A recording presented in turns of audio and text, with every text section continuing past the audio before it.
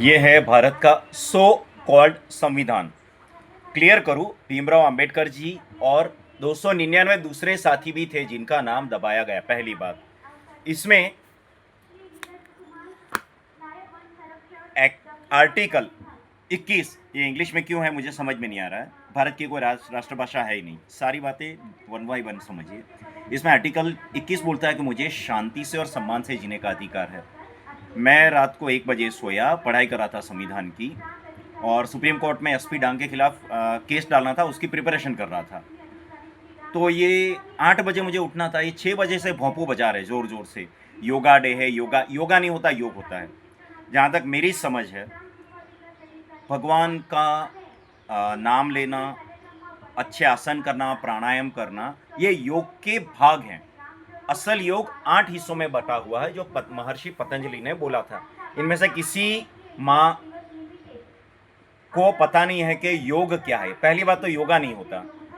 दूसरी बात जो मुझे समझ है, योग हर वो चीज़ है जो भगवान के बताए हुए रास्ते पे चले।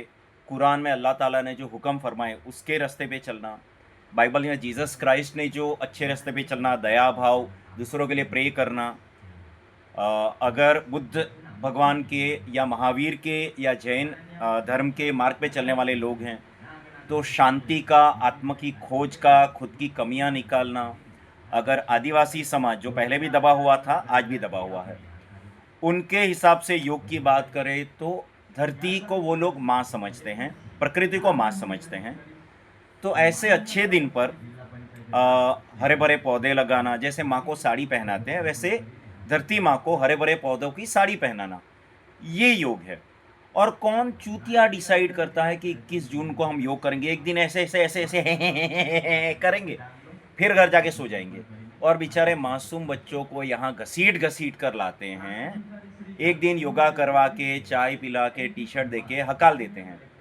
अब इस एक दिन में वो घर पे बैठकर पढ़ाई कर सकते थे, अपने खुद की योग साधना कर सकते थे, वो नहीं, क्योंकि किसी चूतिए चीफ मिनिस्टर को खुश करना, ये धंधा कर रहे हैं ये लोग। और क्लियर कट बता दूं, मेरी बातों पे भरोसा मत करो।